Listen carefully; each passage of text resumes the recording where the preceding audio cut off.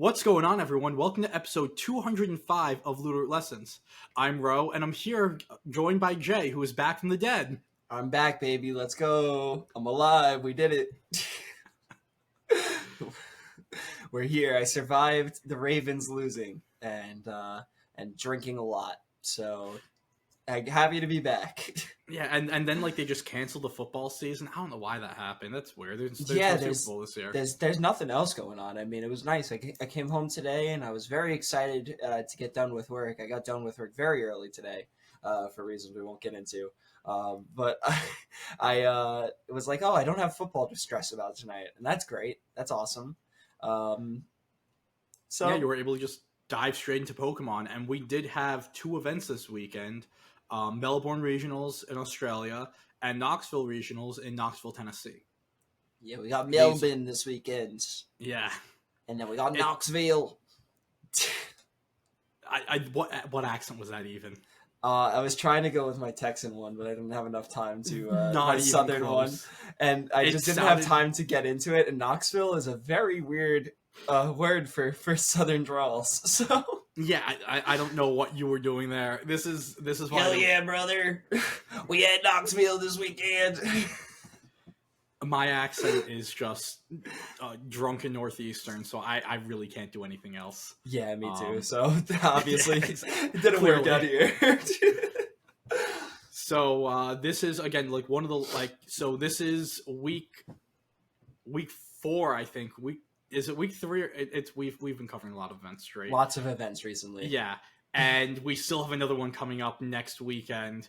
But it's been an absolute marathon of Regulation F events, and what's been great, the good part is this metagame, because of all the events week over week, the meta has been really, really, really pushed. What we saw do really well in Portland when the regulation started is absolutely non-existent in today's game. There's no, Gente is just gone. I tried making the claim earlier today that I was actually right, that Entei is a B-tier mon, and then the counterpoint that was brought up to me was, how gone is the Pokemon when the entire meta warped around stopping it from doing well? It also placed 3rd place today, so we can't, it's definitely not gone. No, it's not. It was the 3rd fire type, though. Yeah. And we will get into all of that. But beforehand, we do want to start with, because just as of recording, none of the data from either regional, so Top Cut Explorer, Lab Mouse, Victory Road, none of that information's out there. So we're doing this off the cuff by memory and screenshots and Twitter. And for Twitter, the only thing we have to share with you all, and it's the only thing we sadly have for Melbourne, is Kieran Singh's team. They made a tweet today, 2024 Melbourne Regional Champion. Words cannot describe what this means to me. I fulfilled the Roaring Moon prophecy. Roaring Moon is not mid anymore. It is a champion. It has a ring. It beat the allegations. It beat the allegations. So I know it might be a little tough. The team that Kieran brought, it was Incineroar, Roaring Moon, Fluttermane, Amoonguss, Raging Bolt, and Ogerpon Wellspring. A lot of those Pokemon outside of the Roaring Moon, you will come to find were very popular all around. Usually for Australian events, the winning team or the top 8 or so, it's a little more off kilter. They have their own metagame. For those of you who do recall our discussion of Brisbane, there was a Clefable, not a Clefairy, a Clefable that made cut. And it was the first tournament in Reg E that wasn't dominated by Tornadus Urshifu. So it was a very weird tournament, and to see, wouldn't say a normal team, but a team close to the global meta, the Western meta, is very interesting. The tournament was bigger. They actually had enough players for a legitimate day 2 of a top 32 cut for day 2. Something they didn't have in Brisbane. They only had a normal top 8, top cut plays day 2. So it was. This is one of like the bigger events that has occurred. Might be the biggest event that occurs in Australia this season. And so, congrats to Kieran for getting that win and getting that Worlds invite. Yeah, and this team is very cool. I mean, it's very it is pretty standard in terms of everything on the team outside of maybe the Roaring Moon, but we have seen it rise a little bit. There has been a lot of usage in other tournaments of Roaring Moon, and we've seen it do well. It's still, it's a good Pokemon with a lot of strengths. The Terra Flying Acrobatics set is still solid. The knockoff Breaking Swipe stuff is really good as well with Tailwind. It's a good Pokemon that slots pretty well onto this team. We see like this team with Darkfu instead a lot of the time, and Darkfu is all encompassing, just a great Pokemon with really amazing stats and ability and signature move. And so that's why it's a lot more slottable onto more teams than something like Roaring Moon. But I do like, Moon quite a bit in this format. I think it's a good Pokemon still.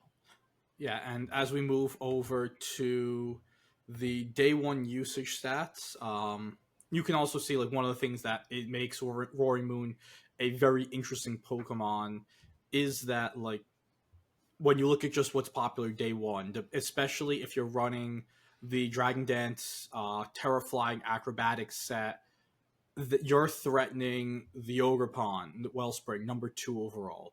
You're threatening both Urshifus with damage. You're threatening the Rillaboom and the Amoonguss with damage. And on the other end, you're running Knockoff. Knockoff from after a Dragon Dance, Knockoff is hitting the Farigiraf insanely hard.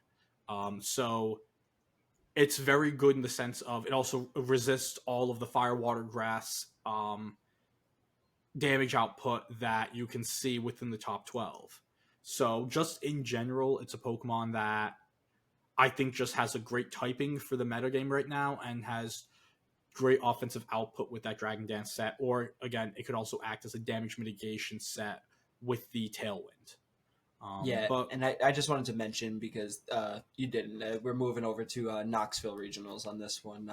No longer looking at the Melbourne regionals top 12 here. yes, this is the Melbourne. This is Knoxville. Says it right in the top left corner. Sorry about not mentioning that. And day one usage. So I think the first thing that really popped out to me is that Gouging Fire is finally in the top 12. Let's go Um, gouging fire. I think this so Pokemon is really strong, and yeah, I'm happy to see it up in the top 12. It makes an amazing pairing with like King Gambit specifically, and I think that's probably why we see so much of it. Howl, Breaking Swipe are both great support moves, and then Heat Crash does lots of damage. Yeah, Burning Bulwark, even though it doesn't work against your Urshifus, to be able to threaten a burn on your opposing Rillaboom, the opposing Chien-Pao, the opposing Wellspring to mitigate that damage output, that's absolutely massive.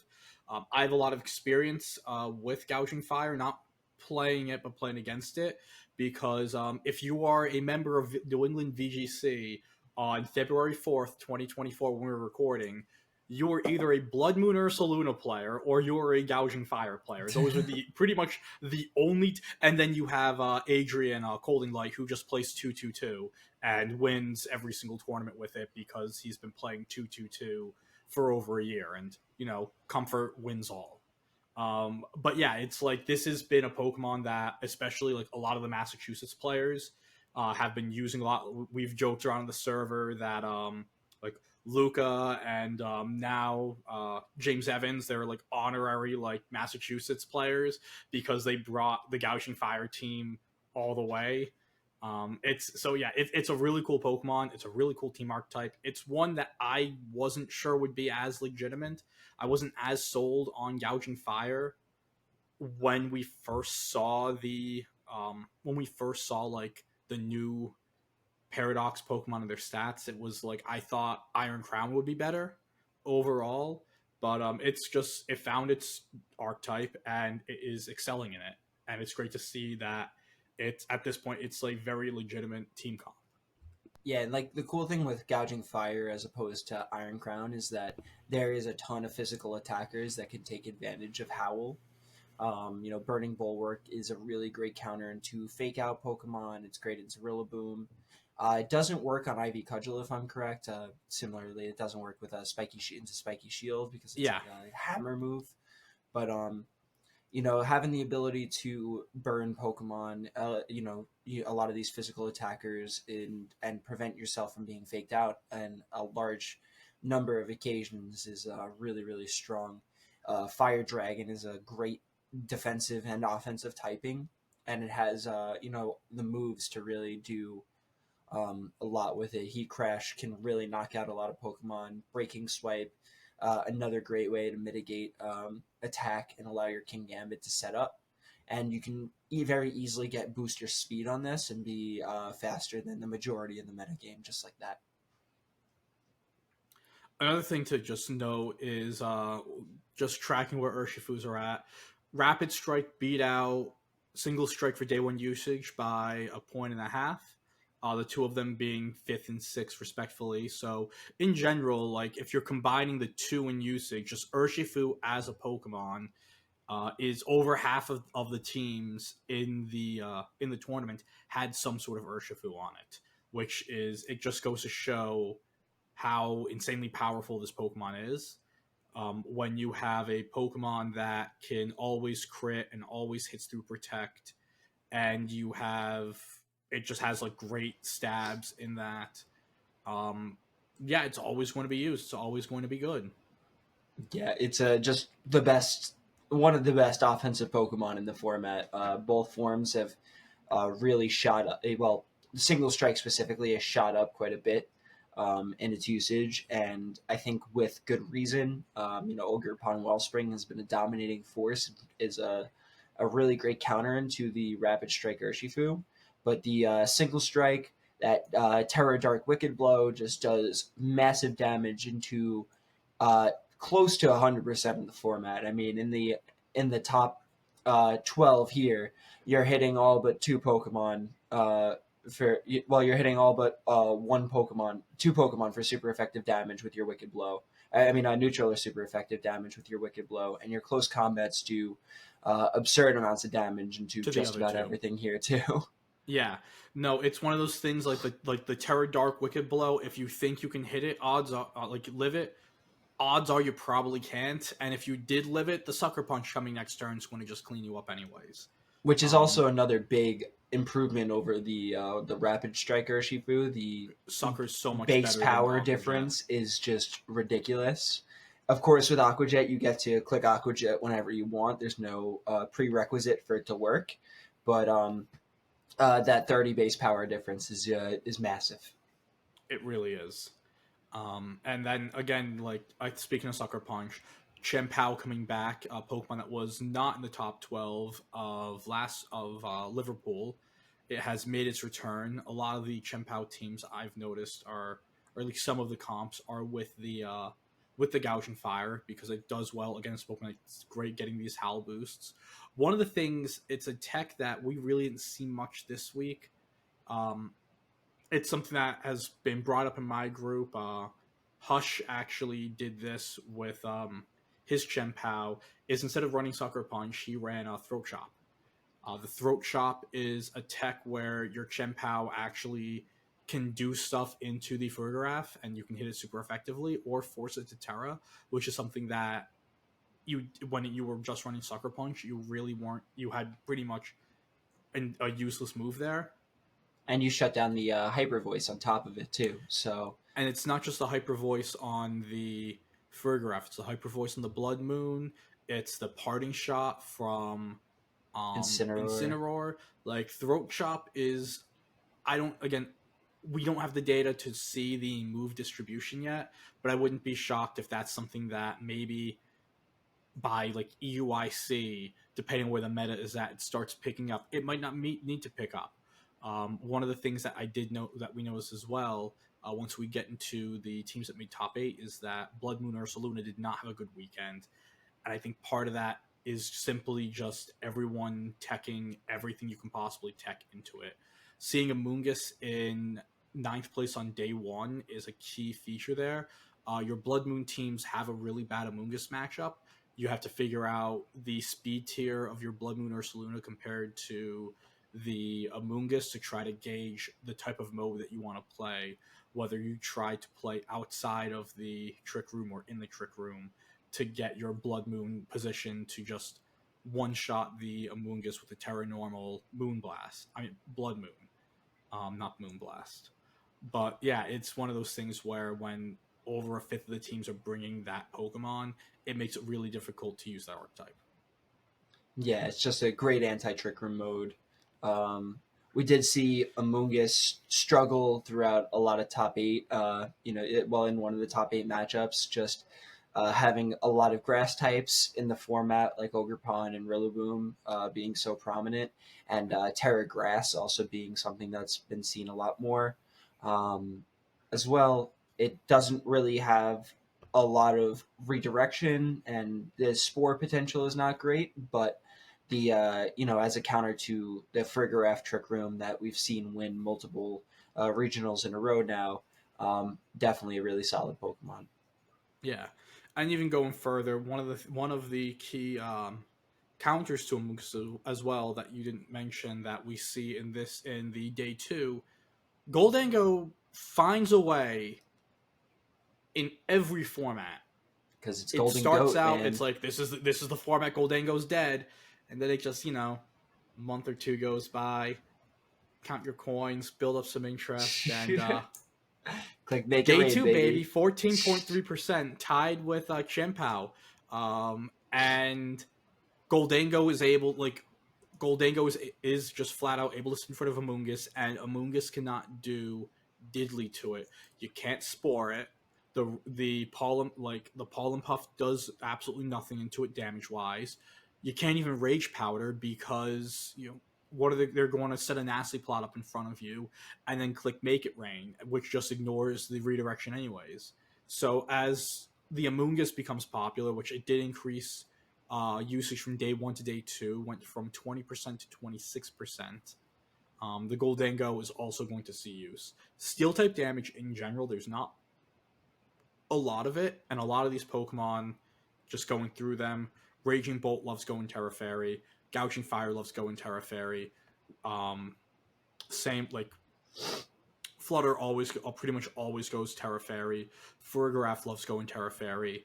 To have the Steel type damage that threatens all of these Pokemon that like clicking going Terra Fairy as their preferred defensive Terra, it's just another great thing to have as a trick up your sleeve. Yeah, and it's just great neutral damage into a lot of the format as well. You have a spread 120 base power move that's going to hit 100% of the time. We saw the nasty plot that you can sometimes sit there if you have a passive lead against you and just sit there and sit there and sit there and click it over and over and over again. Good as Gold, making it immune to status moves, I believe makes it immune to Parting Shot as well. If I'm not don't think so. Yeah, am I wrong there? I have not seen anyone click a Parting Shot into a Golden Go yet, so it might be just like Spore and stuff. I might be silly it's goosling. blocked by it is blocked by Good as Gold. I assume so, because like Helping Hand is blocked by it and all these other supportive moves. I mean, it's just a fantastic ability into so much of what is popular right now. Typing wise, it has a decent matchup into the grass type spam from like Ogerpon, Rillaboom, which is nowhere on this top 12. May I say, and Ogerpon is up at number 1.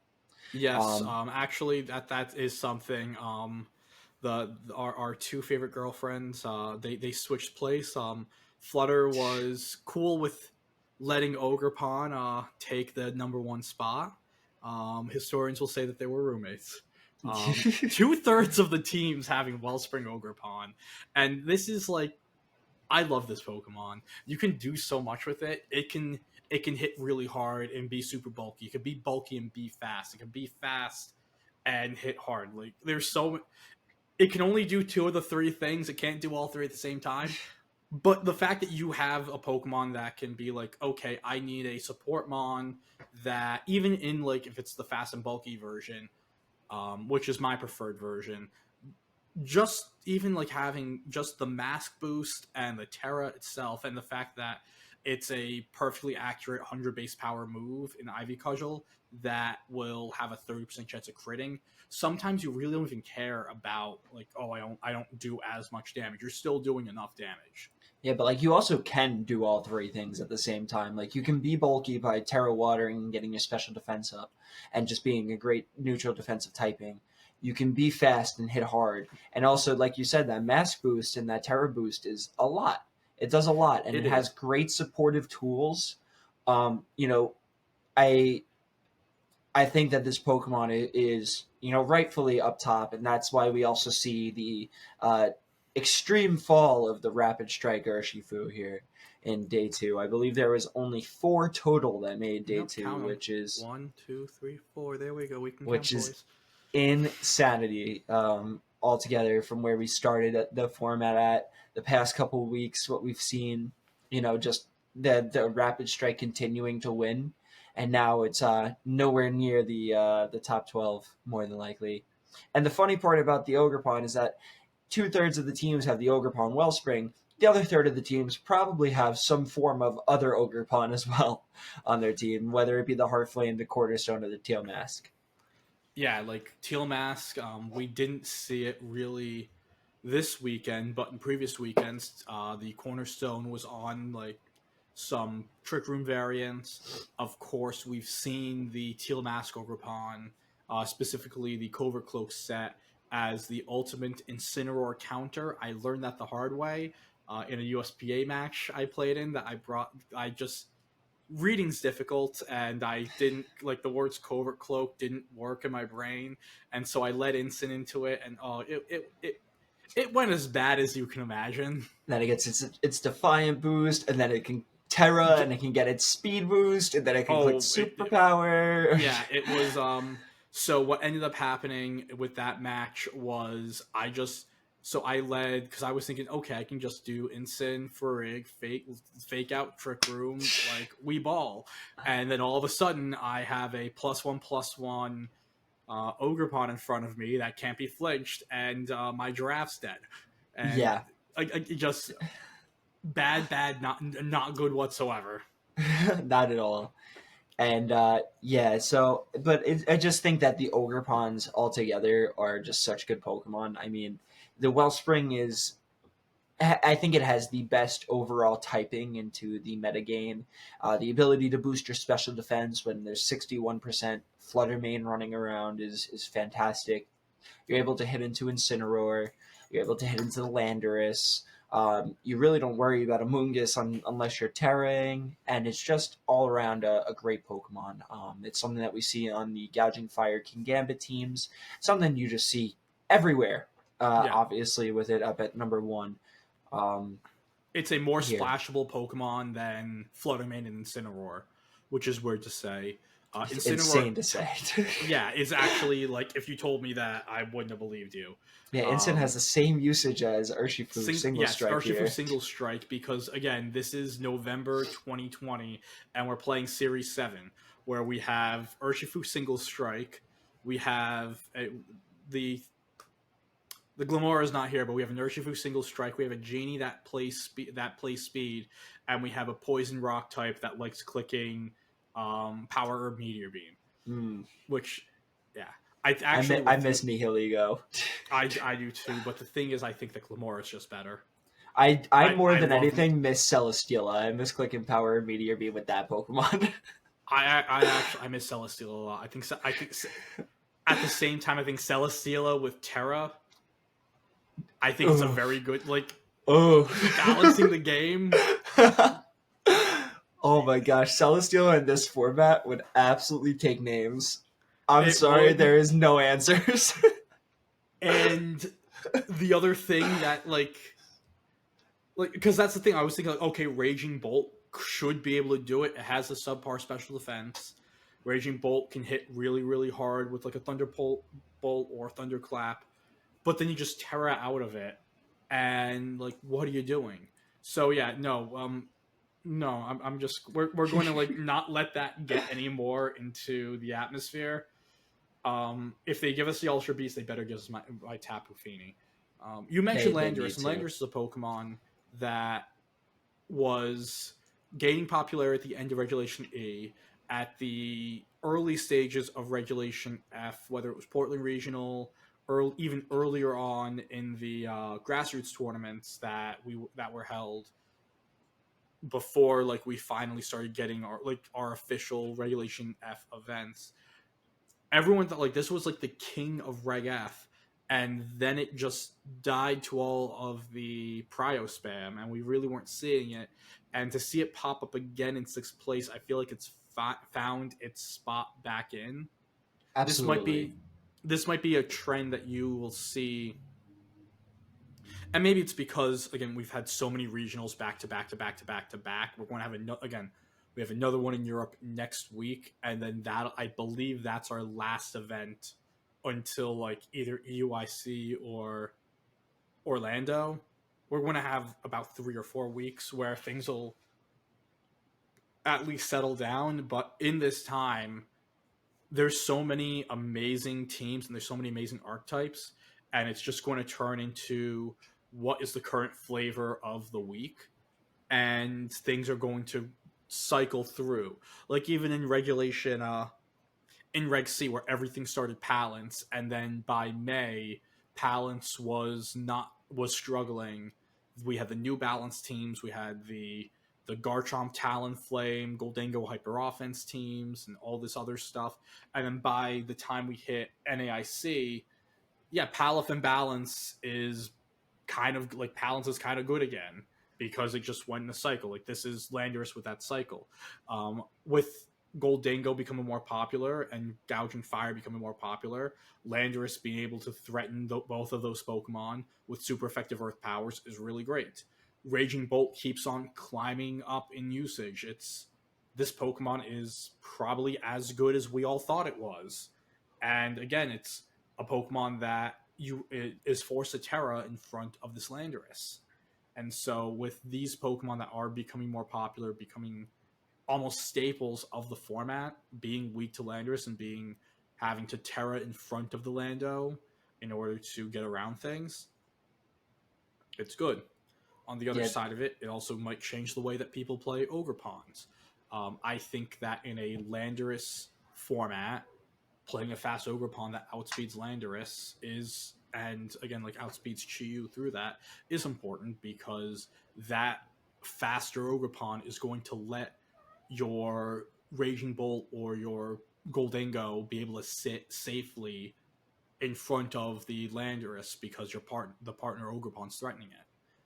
So even like the Pokemon could be the same, but just because one other Pokemon gets popular, another Pokemon, it's the set it'll run will be different, and it's like just in that sense, in the sense of like just the diversity of in teams in general.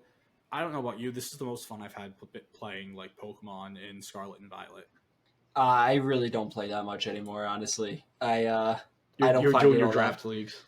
I do my draft leagues. I think that I just kind of have checked out a little bit without having any major events for myself. But Landorus is just one of those Pokemon that is gonna continue to be really good. I think because you have that Terra Poison Sludge Bomb, which ends up being a really good answer into the Ogre Pond and the Flutter Mains. Um, Also, the Raging Bolts, or a lot of them are going Terra Fairy, like you said, the Gouging Fires, the Golden Go, they all like this Terra Fairy. So you have answers to those Pokemon on both ends of the spectrum with your Earth Powers and your Sludge Bombs. The Landorus, a lot of them are running Substitute, which is takes advantage of its higher base speed. It's 101 or 102, whatever it is. It's just slightly faster than a lot of things. So you can set that sub, protect yourself from really big damage, so that you can get something else in next to it. Pairs really well with the Ogerpon Wellspring, and yeah, just that Life Orb Sheer Force is going to do tons of damage with no drawbacks from the Life Orb, and it's just an incredibly strong Pokemon. It's a really good answer into Incineroar as well, and yeah, I'm not surprised to see it up here. It's definitely been a little while since we've seen Lando, but like you said, the diversity of the format keeps going crazy. I mean, the commentators even mentioned it at the end of the tournament today that just there's so many options, there's so many team archetypes, there's so much out there for you to play with that you have to find something that tries to cover for a lot of things, and that's I think one of the reasons why Golden Go ended up popping up so much is that not a lot of people were expecting Golden Go to do so well this weekend. And so there wasn't something that was prepped for, and then this archetype came in with Golden Go on it and was really hard to deal with. And we saw, when we get into top eight, Golden Go is the Golden Goat, as per usual. Also on my UDL team that I absolutely adore. So, yeah, I think that this format is definitely really cool. It's a lot of fun. I just definitely haven't had the motivation to go out and practice too much.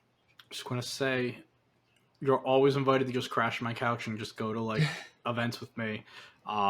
This weekend, like this upcoming weekend, I'll be able to go. We're having an MSS PC doubleheader. It feels like there's something all the time, whether it's in Massachusetts or Connecticut. Actually, Maine is even getting some events now, which is just absolutely crazy. We actually have a Long Island PC and MSS coming up in 2 weeks, I believe. I do work on the day of the MSS, but I'm gonna go. Oh, that's brutal. I'm gonna try and go to the PC if I can. That one is on my day off, so.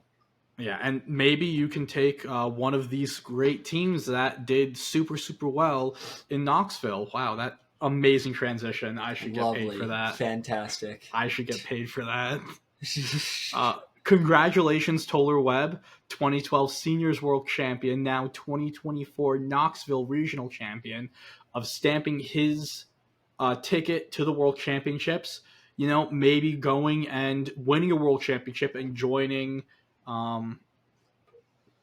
becoming like the second person to win multiple worlds. Actually, I am curious to see what would happen if like one of like Toler Webb, James Evans, these players who won in seniors end up winning in masters, if they will call them a multi-time world champion, or if people will say seniors doesn't matter. Yeah, I feel like the second one, but I'm going to go with the first one. Winning worlds is winning worlds. Exactly. And I hope that they celebrated by getting some Tupelo down in Knoxville. That is one of the most delicious restaurants that I've ever eaten at in my entire life. The chicken and mac and cheese waffles the cheesy waffles were just chef's say kiss. It slow. Say it. Chicken and cheese waffles. All right, with beautiful maple syrup. Oh my gosh, life-changing moment was having dinner the first night there with Carter, his fiance, and Manny. It was wonderful.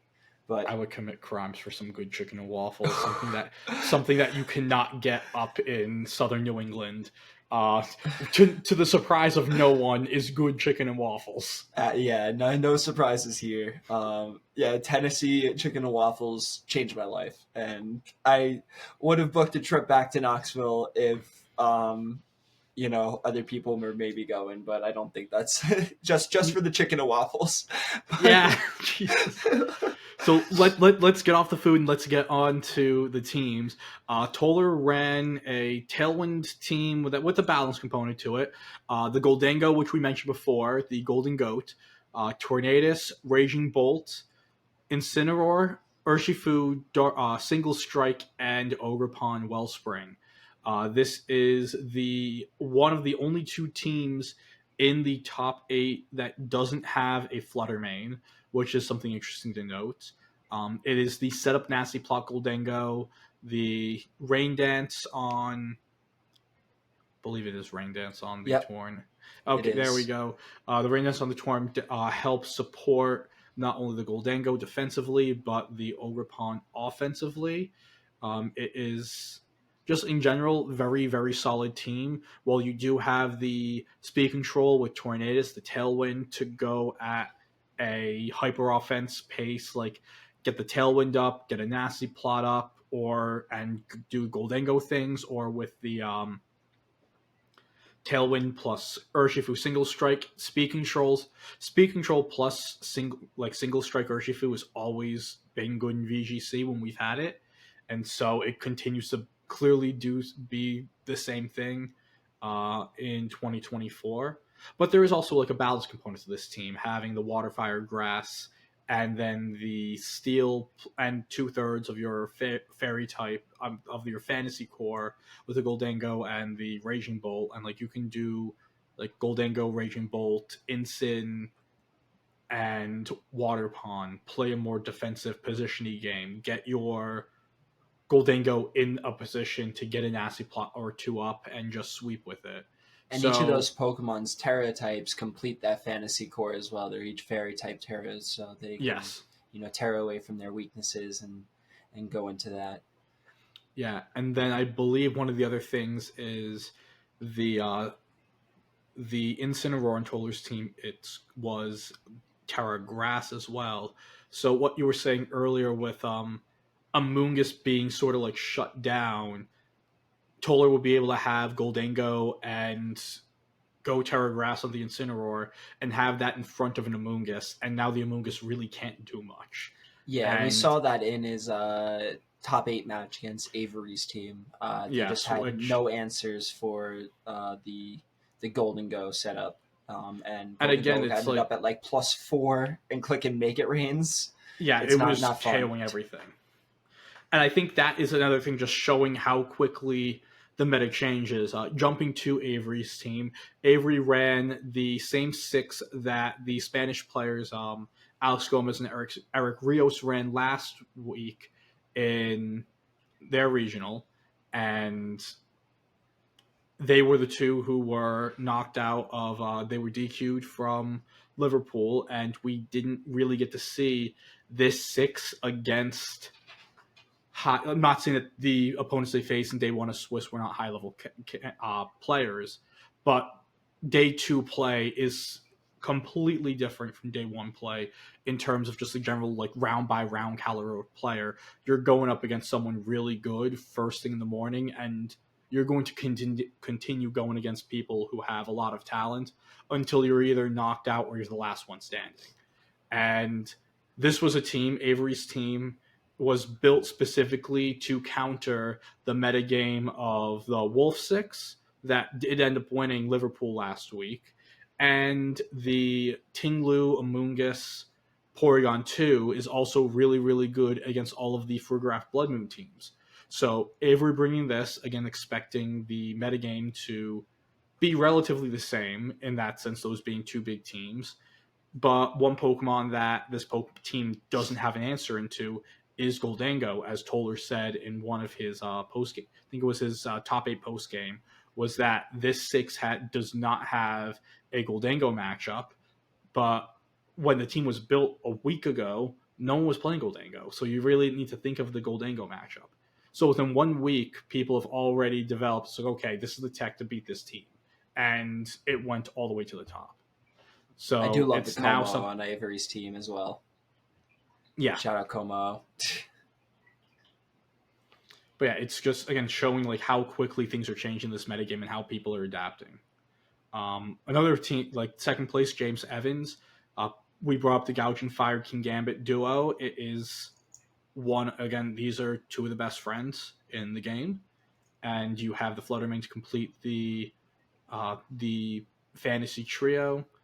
The team is rounded out with Rillaboom, Water Pawn, and it is our first instance of Landorus I, who has been so close to getting a majors win, and just it's been the bridesmaid, hasn't been the bride yet.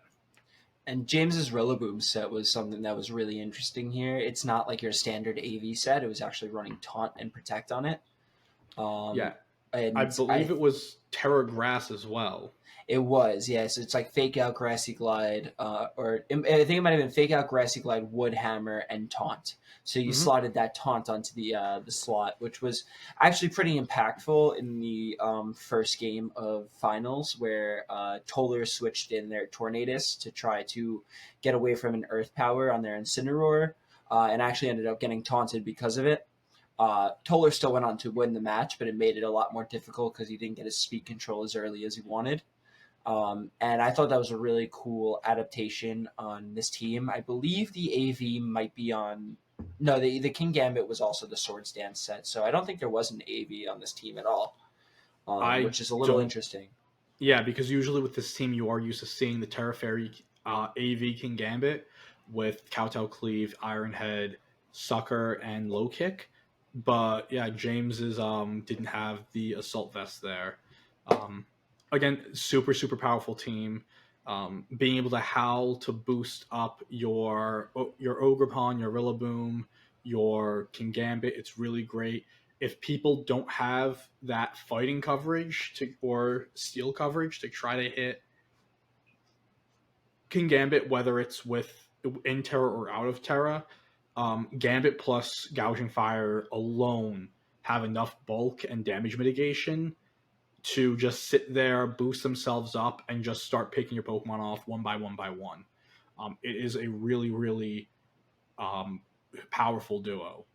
The other thing I was told to mention this, my friend Mia, who she came in, she day 2'd this event. Her only day 1 losses were against Toler Webb and James Evans. And yesterday she said to myself and Shanish, yeah, Toler and James, they're playing on a different level right now. They were really difficult to play against. And clearly, the two of them were very much on a different level, finishing first and second in this event. Yeah, James's Landorus was something that I think was really to note. The way he played with the Landorus was like expert level. It was just outrageously good. It was extremely threatening at almost all times, and in the second game of finals, it sat on the field just the entire game, constantly threatening knockouts on Toler's Incineroar, its Raging Bolt, his Golden Go. It was just a real menace to deal with, and it came in second in this tournament. It is extremely strong Pokemon. We did not really see the King Gambit Gouging Fire mode, I think, at all through at least James's 2 stream games that I was able to catch, which was top 4 and finals. But I did see we saw the King Gambit in the second game of his top 4 match, but it just clicked Swords Dance and then died. So Yeah. Yeah, it was again. It was just one of those things where matchup wise, it just wasn't there for it. Um, Moving to third place with this is Enrique Grimaldo. This is the Entei team that you mentioned. Entei and Ensign going double fire, double grass with the Amoonguss Water Pond, and then you have Flutter and Furgraf to round the team out. Furgraf providing speed control on the team. And all I gotta say, like, I love Furgraf. I'm very happy that it finished in third. It's been consistently one of the most dominant Pokemon of Regulation F. Just long boys for the win. And the Trick Room mode with like the Amoonguss is really great. I wasn't able to catch any of his matches sadly, so I really didn't see too much of the Entei. I'm curious it to was see why. really interesting. It was a clear amulet Entei actually, with Sacred Fire, Extreme Speed, Stopping Tantrum, and Protect.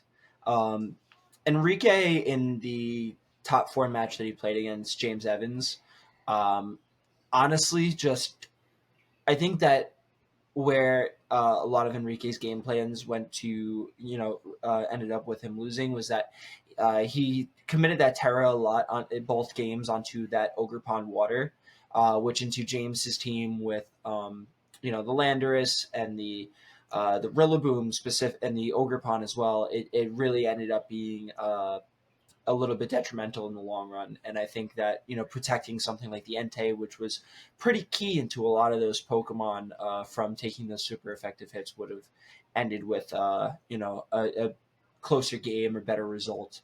But it was a really interesting set. You don't think of Clear Amulet too often on Entei because you're inner focus already. You're spamming extreme speed a lot of the time with it. So, like, where does that Clear Amulet really come in clutch? And that is in against Parting Shot Incineroar. It is against Icy Wind Flutter Mane as well. Having your speed be high enough to get your Sacred Fires off is really important. And, stopping any of those booster speed flutters, which I believe his Flutter was also booster speed. Yeah, I think his was booster speed. Evans's was sash. Yep. And I think the rest of the flutters, again, just going through things, I'm like Specs. Avery's was specs. I can't remember Kyle's. I want to say Kyle's was actually booster speed. Yeah, Um, booster would make sense on that because Chiyu is probably specs. yeah, Tang was booster speed, and then I think Luca's was specs. Um, we can get to Tang's. We can actually move on to Luca and Tang's teams. The 5 of the 6 are the same. They're balanced teams with Darkfu, Flutter, Water Pawn, um, Landorus Eye, and Raging Bolt. The only difference is the fire type choice. Chi-Yu on Luca's team and Hasuna Arcanine on Justin's. One thing just to point out, we have 5 teams in a row where, I mean, of course, Enrique used both Incineroar and Entei, but 5 straight teams with 5 different fire types. And that is probably what is leading towards Incineroar not being the 60% dominant Pokemon that we thought it would be, or some people would have thought it would be going into Regulation F. There are just so many insanely powerful fire types right now that you really can't go wrong with whichever one of these 5 Pokemon you pick. Assume you pick the right Pokemon for your team. I'm here for the rise of Chi-Yu, man. I think it's so underrated and has been for so long. Like, Flutter U is an absolutely cracked combo together. And I had my LDL, my dojo match this week. I played against like an Ursula and a Blood Moon for a graph team. And Flutter U is just such an amazing answer into those teams. Like, it just does so much. You have all the spread damage you need. It covers for terrestrializations if you're just hitting Heat Wave and Dazzling Gleam. You're doing tons of damage into Pokemon that are even resisting it because Beads of Ruin plus the extremely high special attacks that each of them have. It's just an incredibly strong Pokemon with a really great ability, and it also couples really well with specifically on Luca's team with the Raging Bolt, where you can do special priority spam now instead of the physical priority spam that we were doing with Chente. Yeah, move over, Chente. You have Raging U. I like that. I reason why I went to school for numbers. Not creative stuff. I work in a creative field as the guy who is being countered, not the writer. Hey, I like that. Take credit for it, man. Take it to the bank. I'll get the copyright on it right now. But yeah, that's like with Luca's team. Again, one of the things you mentioned that's really good with this is that, again, it's really good into the Blood Moon or Saluna teams. The only thing that, again, you want to know, and this is just something, goes back to what I was saying before, run your fast water ponds. I was up against that last week at a PC. I was up against that Chi-Yu Flutter lead, and I looked, and it was a specs Chi-Yu Terrafire, and maybe if it was like an off Terra Ghost, the calc would be different. But when your Ogerpon's faster, you can just Terra the Ogerpon and just bonk the Chi-Yu, and it's going to drop. And all of a sudden, it does not have any physical defense at all. Yeah, and then your Trick Room goes up, and you just go from there. But like that is one of the benefits of the fast Ogerpons, is specifically to help you against that specific matchup with the Chi-Yu Flutter, because not even just doing like the Dazzling Gleam Heat Wave spam. Booster speed, the Icy Wind Heat Wave spam might be more menacing.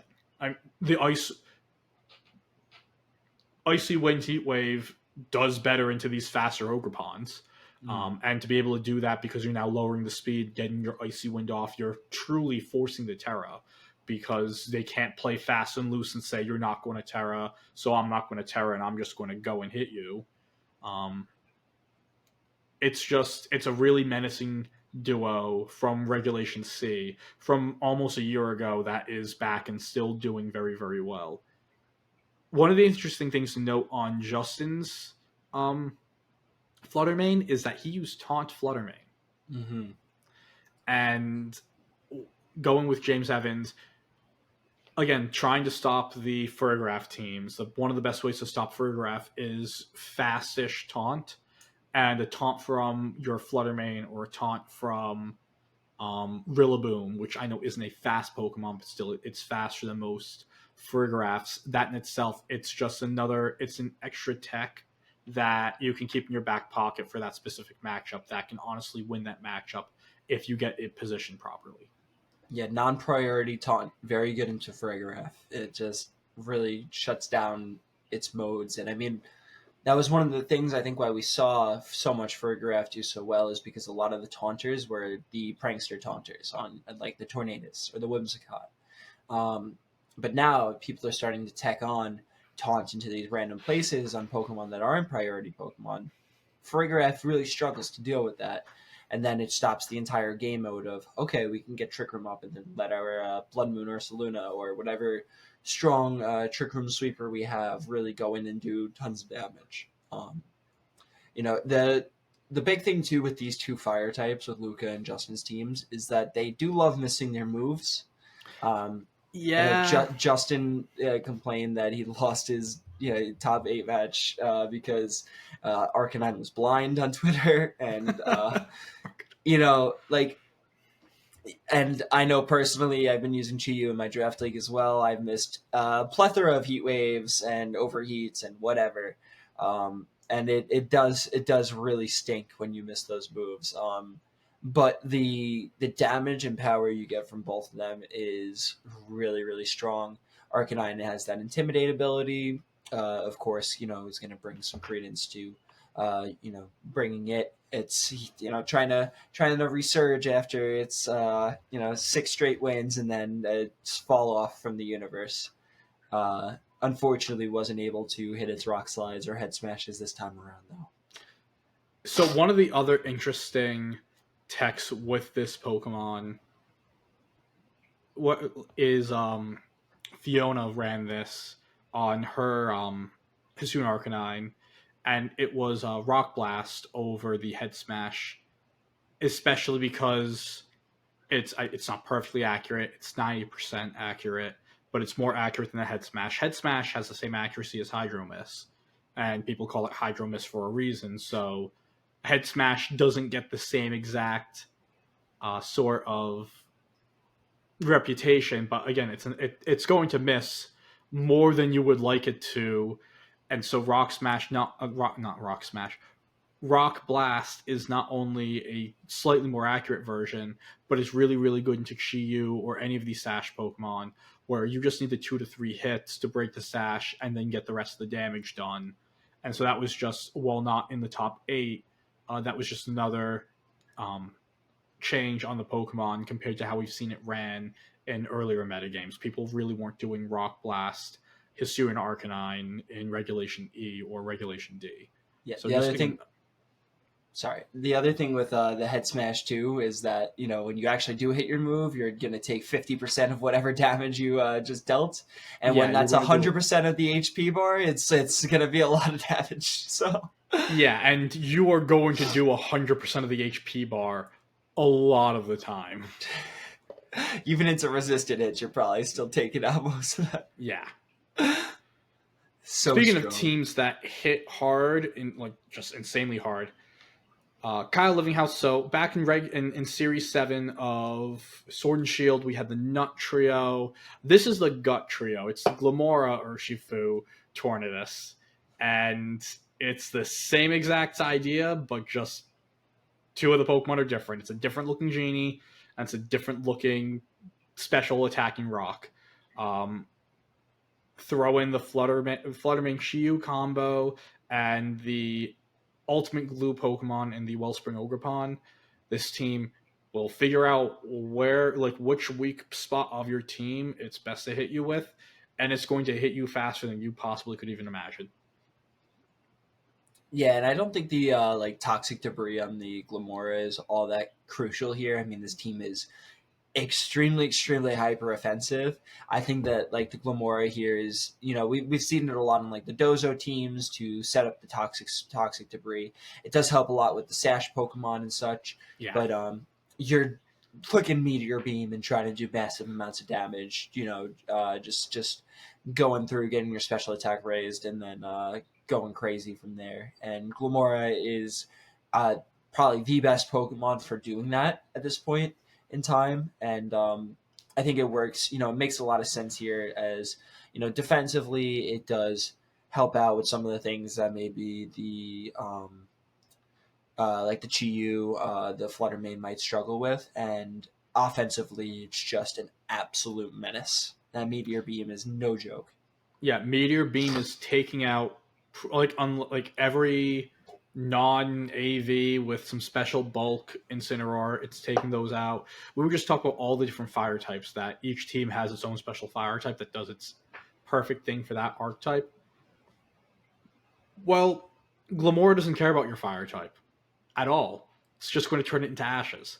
One of the other things as well with the poison typing is fairy types are like your Urshifu single strike, and to an extent your Chi-Yu don't really like being in front of fairy types, and especially once you get that +1 from the Meteor Beam, +1 Sludge Bomb from Glamora is going to take out a lot of these fairy types, even like the Terra, like the litany of Terra Fairy Pokemon that we've spent almost the entire episode mentioning. Just pick one, it's not safe in front of Glamora once it's Terra'd.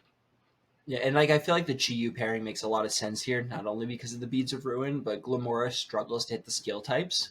And then, boom, you put Chi-Yu next to it, one of the strongest special attacking fire types in the game, and it's just going to smash through those steel types. You have the Urshifu as well to help out with that, because you have both Glamora and the Fluttermane who might struggle with that. Like you said, the Ogerpon is, that glue Pokemon that just really helps out. It allows you to get that Meteor Beam off safely. You can bring in your Tornadus to set Tailwind if you need. Bring in your Chi-Yu afterwards to just do massive damage if you want. So this team is really cool, obviously really strong. And Kyle Livinghouse is another person who just lives in top 8s, as do a lot of this top 8. It's extremely stacked here. Yeah. We already talked about Avery's team a little, but just, again, going a lot more into it, this was a Metacall developed, again, a couple weeks ago, or about a week and a half ago at this point, we'd say. The Amoonguss, Tinglu, and Porygon 2 core is very, very good against all of the types of Blood Moon teams that we've seen. Incineroar is just, it's an Incineroar and just really rounds everything out on that more, like, very slow defensive style of game. The Fluttermane, again, it's a it's your damage dealing glue Pokemon. You can slap a Specs Fluttermane on pretty much any team and it's going to do well. And then the final Pokemon that's actually, I think, the most interesting one is the Iron Defense Body Press Komao. In last week's stream interviews, Eric Rios and Alex Gomez mentioned that the Komao is there for the Wolf team, the Fire, Water, Grass Balance team. Because your especially once you get a body presser in Iron Defense or 2-up, your Dragon typing is really going to wall all of these Pokemon. Iron Head is going to threaten the Fluttermane. You have Overcoat to, again, give yourself an Amoonguss immunity, and you can just click Body Press or Iron Head into the rest of the meta and do insanely well into it. The only issue for Avery is that the team doesn't have a Goldango matchup, and she just got a really bad draw in top 8 against Toler Webb, whose Goldango showed how dominant it is against this team. Yeah, and I think you mentioned the Overcoat is what Como has been running. I know at the start of when Como started popping up, it was actually running the Bulletproof as a, sheer counter to Fluttermane, because once you Terra'd into your Terra Steel, Terra Poison, Terra Fire, Fluttermane had almost no way to hit you from there. Shadow Ball doesn't do anything, Moonblast is resisted at that point, and Como has fantastic bulk. I do think that with the prevalence of Amoonguss, Overcoat is the right call right now. But I do think it's interesting that we moved away from that. I also do really like the Terra Poison P2. We've seen that popping up last week and also this week as well. It's one of those Pokemon that can use Terra Blast both before and after Terastallization for stab damage, and with a download boost, that Pokemon becomes really, really tough to deal with. I do think the prevalence of Incineroar with Parting Shot and Knockoff make it much Tougher. weaker because it's slow and very easy to just bonk away your Eviolite, and now you're not so bulky. But we were having a big discussion about it in UDL in terms of tiering, and it turns out that its bulk after Eviolite is knocked off is extremely similar, actually a little bit better than that of Farigiraf. So it is, not dead in the water with that, but the Parting Shot is always a great way to deal with the download boosts. And if you end up getting the wrong download boost, then you're not really doing all that much. So, Well, one of the nice things, if you do get the wrong download boost, if you do Terra, your Terra Blast will turn into the higher stat. So you will still be getting off some damage output. A lot of the Porygon 2, their spreads, they'll actually, they will completely uninvest in speed, and they will actually put their last 4 stat points into the attack stat instead, so that you do have, again, a modicum, the literal bare minimum of attack input. But from what we saw in our previous weeks with the Hyper Voice Farigirafs, and even last week with the download boosts on Porygon 2, when you get +1, you're going to do more damage than you think. And even on that physical side, you do have to commit your Terra to make this play, but it at least is a play you have. yeah, it's just also when you're on the physical side, you're weak to Intimidate. We actually saw in one of the matches that the Porygon got a boosted attack, and then it got intimidated right back down. So it's like, all right, you call that even. Yeah, so your damage output then is still pretty not great, unfortunately. But yeah, I also wanted to say, I was a little right when I said maybe Ting Lu is something that we can that might be good in this format, and it's had a decent showing in the past few weeks, getting on stream in a lot of them, getting disqualified in a few of them, but also just like a little column, but you always have to roll with the punches. Like you get knocked down, you just got to get back up. And Avery was the one who got up and cut with the team. Ting Lu stocks are certainly up right now. They're on the upward trend. And it's cool to see that Pokemon doing well, because I do think it fits into like the balanced archetype really well. Yeah, and with that being said as well, like with Avery, last week with the Spanish players, everyone was like, what is this team? Like, maybe there were a few people who had an idea that, okay, Amoonguss P2 Ting Lu might be a thing. A lot of people keep their ear to the ground. They know what's going on with other building groups and such. But for the general populace, that being me, I had no idea about this team, and I'm pretty sure I wasn't the only one, not just for just general VGC people, but a lot of people, it was a surprise. Going into this week, everyone knew this 6 is a thing. This 6 is specifically here for this format to do these matchups. And Avery was still, like, without the element of surprise, was still able to do very, very well. And to play a team that is very format dependent, I think Ting Lu is a good Pokemon when it's right for that format, and as of right now, it is a right format for Ting Lu to cut. Might not be the case next week, but at least for this weekend it was. But it wasn't as good as last weekend, and Avery was still able to just play through it without that element of what does this team do. So that in itself is very impressive. Our final team in top 8, Nora Bowman, using another balanced team, the speed control being with the Farigiraf. And this is a double Long Boys team. This is a team after my own heart with the Farigiraf and the Raging Bolt. What's better than one giraffe? Two of exactly. Them. Two giraffes. Yeah, I just wanted to say shout out to Bubs here, because I know she's been grinding for the longest time. I played her back in Hartford in day 1, and she finally got that top 8 here that she's been working so hard for. So very, very proud and happy for Nora here. Yeah, and I mean, I really, really like this team. The one thing with this team, we were able to, again, we don't have data. Jay and I, we were able to say, okay, we knew which Urshifu was which, we knew which, and by which one was which. They're all Dark Fu. Besides Nora's, because when you look at this team comp, at least with the other teams, sure, Rapid Strike Urshifu plus Water Pond on the same team is a thing, but in general, Water Ogerpon has been the water Pokemon of choice. On Nora's team, you do see the Amoonguss and the Incineroar for the Fire Grass.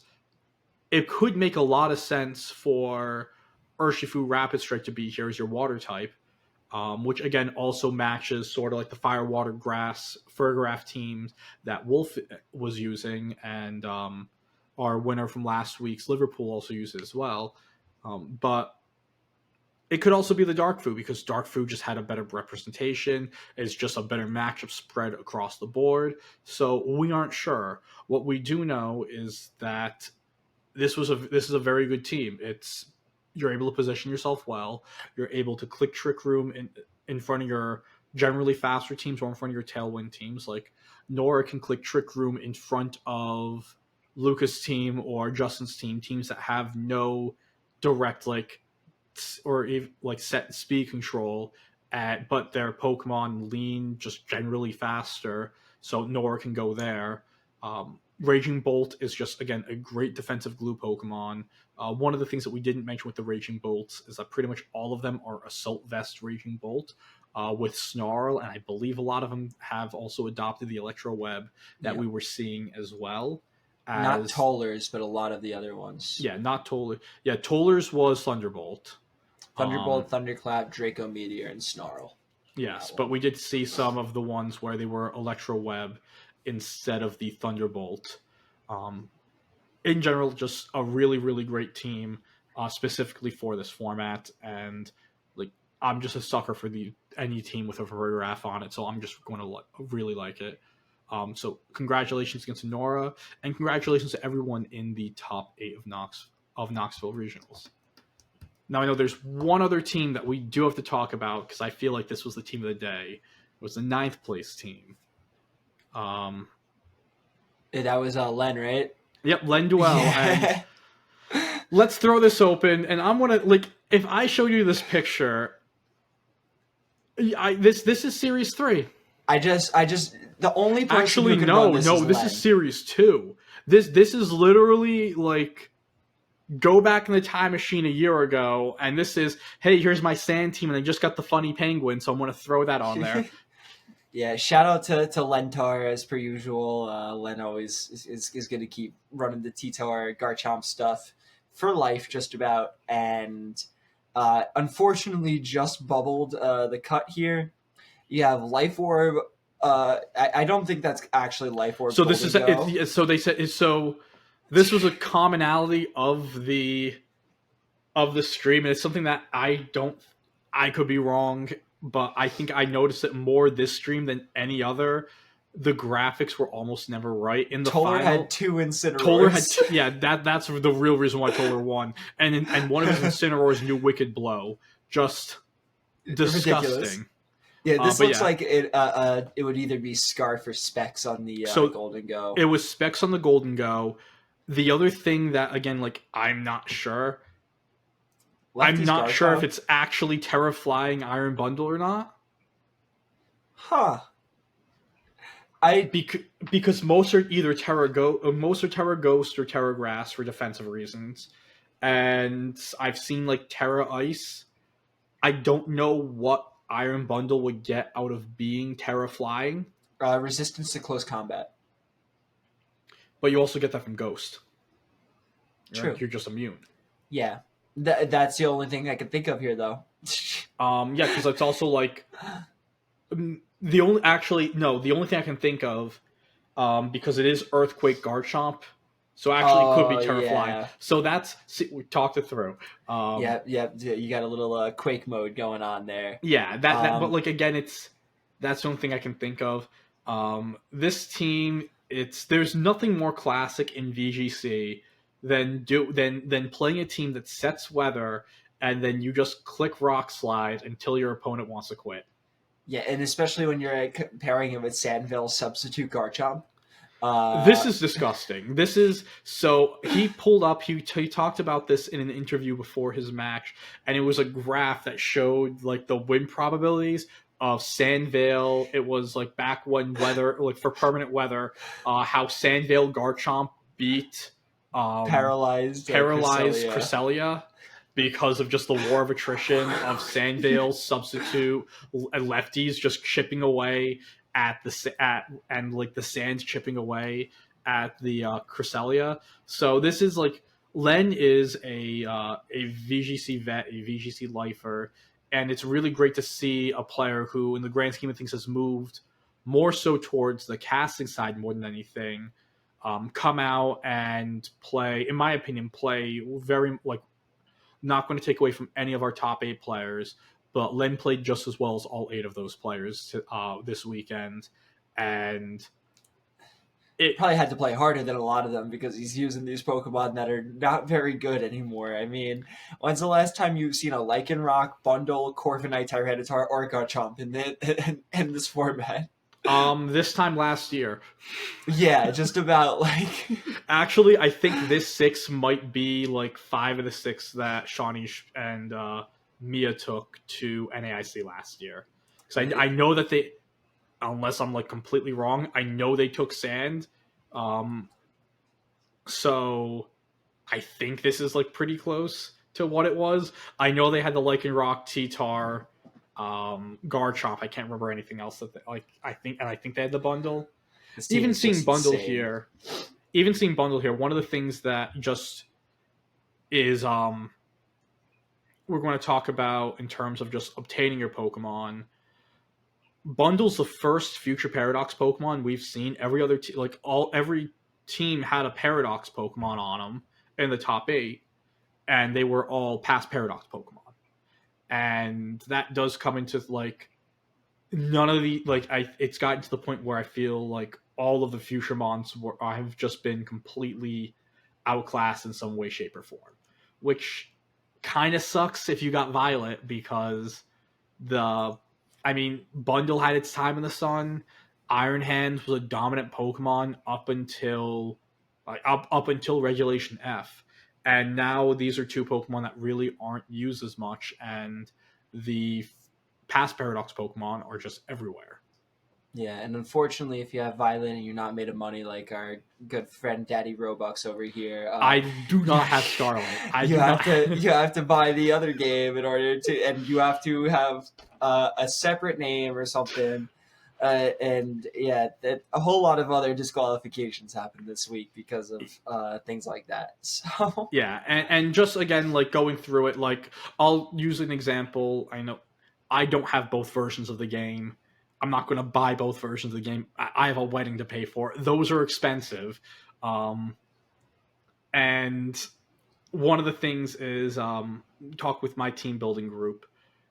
And one of the things we brought up was Raging Bolt. And I just said, I don't have a Raging Bolt because I don't have Scarlet. I'm trying to work through. I'm like doing like a little another playthrough of Violet, and a friend of mine's doing a second playthrough of Scarlet, so we could each have like the other Paradox Mons. But that's doing something like that. It takes away the time that you can test. It takes away from like your life. Like yeah, a lot of time. You have to catch all Pokemon in the Blueberry Dex in order to just get the quest for them. Yeah, 200. And you also have to catch 150 in the Kitakami Dex because you need to do the Blood Moon or Saluna quest to unlock, even if you've gotten the 200 Pokemon in the Blueberry Academy Dex, if you haven't captured Blood Moon or Saluna, you can't get the Paradox Mons. And if your name is a different OT, or if it's the same one and it's a different number, they still might ban you for having it. So, it is becoming less accessible to play Pokemon, it seems, and that's also been another major reason why I have been bowing out slightly, because the accessibility is too much for the working population and the people who don't have big groups of people to go and get Pokemon for them like some of the top guys do. Yeah, like there were some Pokemon that were removed. There were some Pokemon like people who got DQ'd. we're not going to go super deep into this. A lot of it's hearsay. Don't take everything you read on the internet as gospel. All I'm going to say, we at Littleroot Lessons don't just know where you're getting your Pokemon. I think is the most we're going to say. I know one of the arguments is you pay all of this money for the registration fee, the ticket, and everything, and then you're DQ'd because of a situation that isn't explained well to you, and that really sucks. On the other Absolutely. side of it, if you are already putting in the if you're already putting in the investment of going to this event, it's not going to really hurt you to just take the extra time to make sure that the Pokemon that you're using, like, you're just 100% with fully. Whatever and however that means, whatever and however like 100% means to you. I mean, my background being an actuarial background with insurance and stuff, it's always good to have that little bit of extra insurance to minimize risk, to make sure you're maximizing the investment of your time and money. And that's really all I have to say about this situation. Yeah, it definitely sucks for anyone who was disqualified and wasn't explained well. I know at Hartford, we had a little group, and one of our buddies suddenly disappeared. Turned out he had been disqualified. We never figured out why. That really stunk. And yeah, as like I said, as a working man, someone who doesn't have a lot of time, I understand why people would go around to other routes to try and get their Pokemon and try to get it through different people and such. But yeah, the hack checks, they're here. They're prominent. They're everywhere, and unfortunately, a lot of people are getting DQ'd without real explanation on if their Pokemon were hacked, or if it was just because it was another game with the same trainer name, or what. So just be super careful if you are attending events, and do your best to minimize that risk by trying to get all your Pokemon yourself. Yeah. And I'm just going to say this, and this is for all of our listeners. If you need a Pokemon, whether it's like especially like a breedable Pokemon or stuff, reach out to me. We are all like everyone in the Littleroot Lessons community is here to help you, whether it's the hosts or the members or anyone else in our staff. And if you want to make sure like you don't have the time to get a Pokemon, or you need a Violet exclusive or something, just reach out. We have channels specifically for trading and such, and you can get like your, whether it's like a egg reject or something, you can get your Pokemon handled that way. So Jay, I'm very happy that you're here. Yeah, because I get to do the outro this time, right? Yeah. I like, on a scale of like awful to never listen to this podcast ever again, like, how bad were they? They're not that bad. I think you're a lot harder on yourself than you should be. I know I set the bar extremely high with my outros. You did. But no, your outros are fun, man. You guys do a great job, and I really appreciate you taking the past 2 weeks. It's been a pretty wild past 2 weeks, for me personally. So it's always nice to have some time off, similar to how Carter had some time off today. Although most of the time Carter's here, he has time off anyway. So yeah. We love you, Carter. We love you, bro. We can get you now because you can't say anything. Like, zero defense. This is how it feels like when you guys make all the rich jokes when I'm not on the podcast, which, by the way, I'm not rich. Yes, he is. Don't let him fool you. I work for my money. Get us out of here. Thank you all so much for watching episode number 205. Make sure you like, subscribe, comment, all that fun YouTube stuff. Make sure you come and join the community Discord. We all chill over there. We all have a good time. You can trade and try to get you not DQ'd into your next event. Follow the Twitter at LR Lessons. Check out the website, lrlessons.com. Check out your Patreon and Discord supporter links as well. Shout out to Johnny Bravo Sr. and Papa Swish for their support on Patreon, and shout out to Smeargle over on Discord. With that, thank you all so much for watching, and we will see you all next week. See ya.